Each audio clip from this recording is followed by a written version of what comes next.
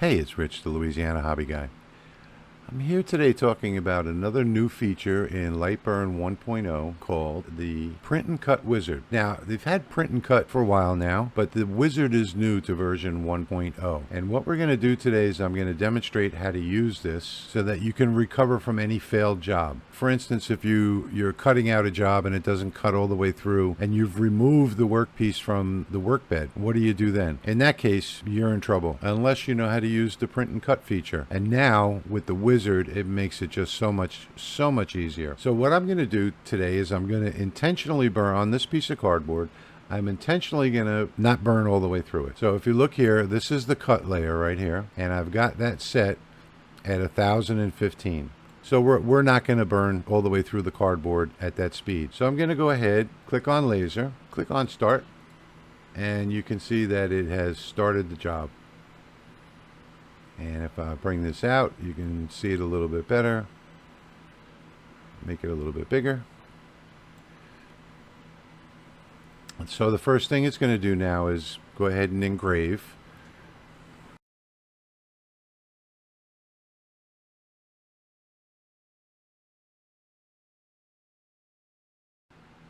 All right, so there we go. Now I'm going to go over and take it off the bed so you can actually see this in live time.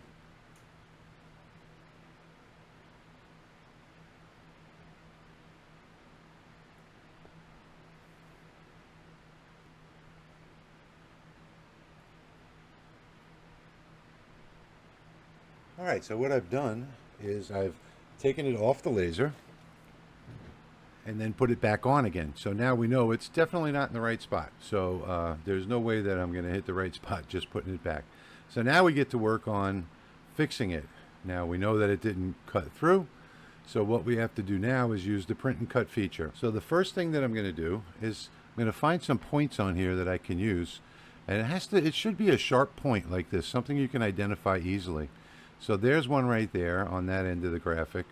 And then if I come down here, I've got another one here. I've got another one here. This is probably the best one right here. Either here or here. So oh no, here's the best one down here. You want to use the points that are the furthest away. So that's not a point up there. I can use either this one or this one. And down here, one of these two over here. So now what we're going to do is put some registration marks there. And these registration marks won't burn. So I'm going to grab a circle up here on the top left. I'm going to hold down shift and draw out a teeny tiny little circle. I'm going to zoom in by rolling my mouse wheel. I'm going to move the bed by pushing down on my mouse wheel and dragging. I'm going to select it and I'm going to bring it right straight over here. And now watch, my mouse cursor will turn into a bullseye once it snaps into the corner. See that? That means that it's snapped in and it's perfectly aligned on this corner right here. Then what I'm going to do is I'm going to click on it, press Control and D, which duplicates it. I'm going to pull the duplicate off. I'm going to zoom out, bring this way down here. Sorry. Zoom back in, get it right over to here, and it'll snap right on. It snaps right on right there. So now I'm going to zoom in and make sure I have the right spot. And that's the one that I want right there. See how that dot in the middle is right on the corner? So now I know I've got these two corners perfectly aligned. So I have my two registration marks, one up here, and one down here. Now I'm going to jog to this first point.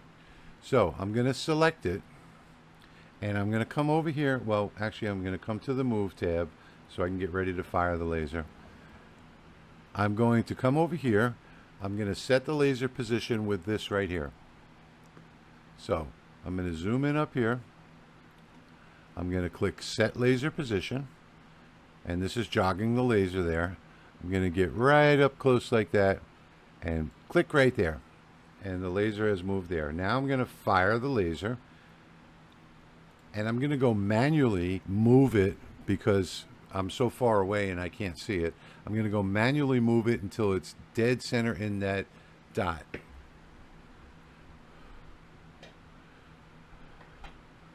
Okay, so I've got it dead center in the dot, and now I can start the wizard. So I'm going to come up here to Tools, come down here to Print and Cut, and you'll see there's a new option in version 1.0 that says Start Wizard. This has never been here before, and this is what makes it really easy. We have our reference point selected, and we're going to hit this button that says Set First Target Position.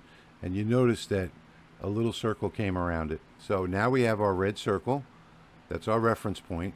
I know that my laser is right in this point because when I manually moved it, I got it to the point where the laser got dim. So as you're moving it around, you can see that the laser's really bright. And when it falls into that corner, into that line, the first cut, you'll see that it dims out. And you can see a little tiny dot way down inside the corner. So that's how I know that it's perfectly aligned in that spot. So now what we're going to do is we're going to come down here and select this one. And you see how it turned into 4 little bullseyes there? And I'm going to hit the button up here that says Jog to Selection. And I'm just going to go back to the laser once again and make sure it's in the right spot. Okay, so it's in the right spot. Now what I'm going to do now is hit Set Second Target Position, and you'll see that one turn blue. And we have both of our target positions set now. So the next question is, how do you align it? Well, we're going to align it with no scaling. And the reason why we did that is because we know that this is the original graphic and we haven't moved it on the workbed in Lightburn in the software. So we know this is in the same position, and that's how we're going to set it. If we come over to the laser tab, you're going to see up here where it says Ready, Print and Cut, Unscaled. So it's ready to go. Now the only thing we have to do is come and set the proper cut. Now you see if I right click on here, the black line, the cut flashes. So I'm going to double click that.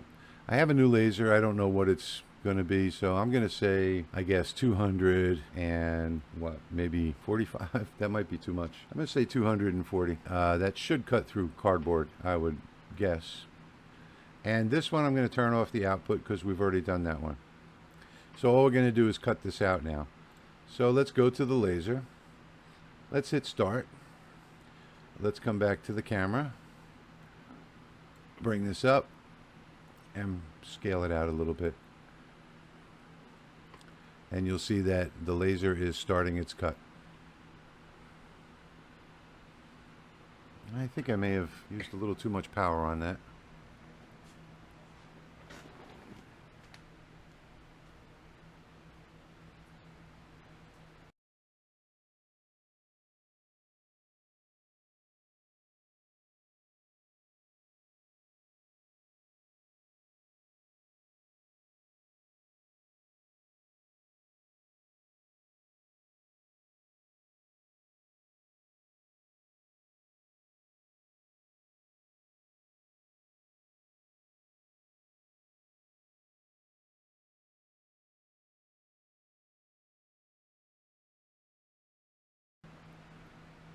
All right, there we go. Let me go take this off the workbed and show you the results. I'll be right back. All right, so I'm back. And the job went absolutely perfect. I took a couple of pictures, and I also, you probably saw in the video, I took my cell phone and videoed it, and here's the video. If we skip forward a little bit, I went and got the red goggles so that you could see the line.